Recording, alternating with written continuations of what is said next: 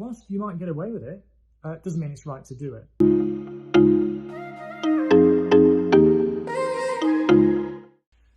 Hi there, Richard Brown, the Property Voice. I've just come off a call, and on that particular call, I've got one of my apprentices who I'm working with at the moment to support them on developing their business plan.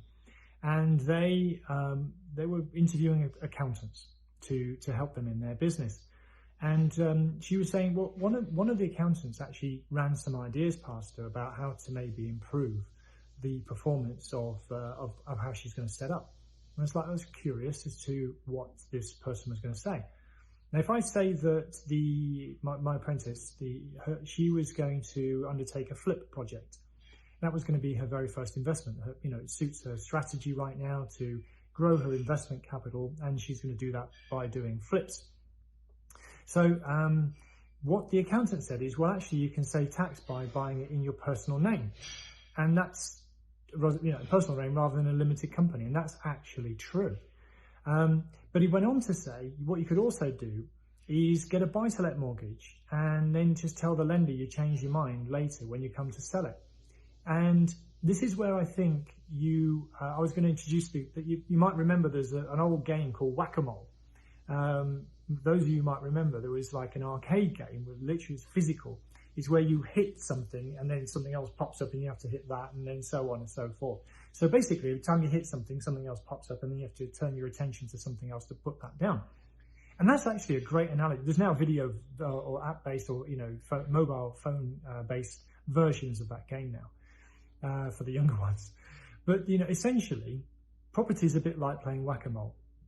And what do I mean? So, for example, you've got taxation. So this particular accountant was talking about potential tax saving. So yes, you've got tax savings. Then you've got cash input. So you need deposits, or you need cash to buy a property outright, or you need deposits if you're going to use financing. You need money to fund your works costs. So you got tax, and then you've got cash. You've got financing. So whether you look at paying cash, whether you look at a buy-to-let mortgage, whether you look at bridging finance, whether you look at development finance, and some other ones as well.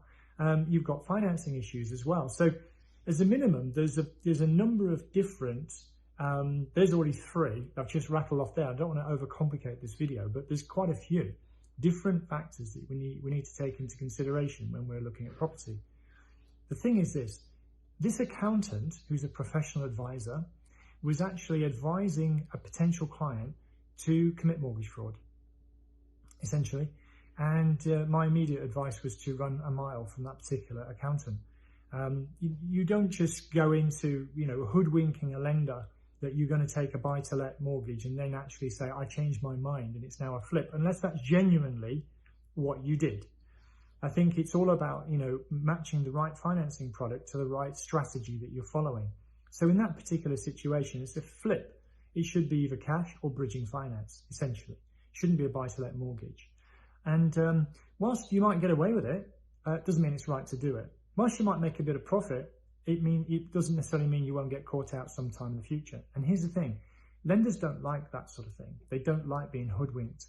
I've used the term mortgage fraud, but they certainly don't like the term, being hoodwinked. And so buy-to-let mortgages are cheaper in terms of their cost because they're expecting you to take a longer term mortgage and stay with them for longer. So of course, if you exit the mortgage after say 9 months, for getting early redemption penalties for 1 second, then they maybe advance you money at sub 3%. Whereas if you told them it was bridging finance, they might say, well, actually, we want more like 9%. And of course, that's very tempting, isn't it? So, well, what would you rather pay, 3% or 9%? Well, actually, you pay what's most appropriate.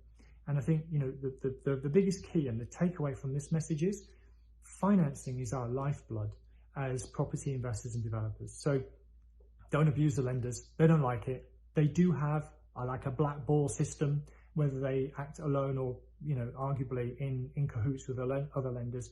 You might get away with it once or twice, but you won't sustain that. And trust me, if you have no access to financing in this game, it becomes very, very difficult. So I just thought I'd share that today.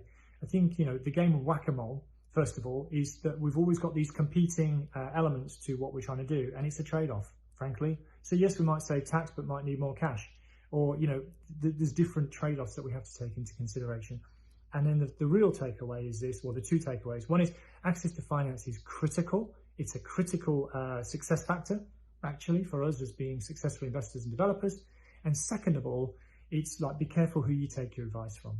So in the three accountants that I heard my apprentice was talking to, that the one who gave the advice of hoodwinking the lender, I just wouldn't engage with them. Just wouldn't do that. We've got to do things the right way. Yes, take advantage of the right sort of strategies and opportunities that are open to us legitimately, but let's play the game right. So I think it's more of an ethical point of view. That's certainly my stance. I'm in this for the long haul, not for quick profits, and burning people and relationships, including lenders along the way. So just thought I'd share that today. Hopefully that's of use. And if there's anything you want to know about that, just drop me a line, get in touch, drop me a message. That's great. Thanks a lot for watching.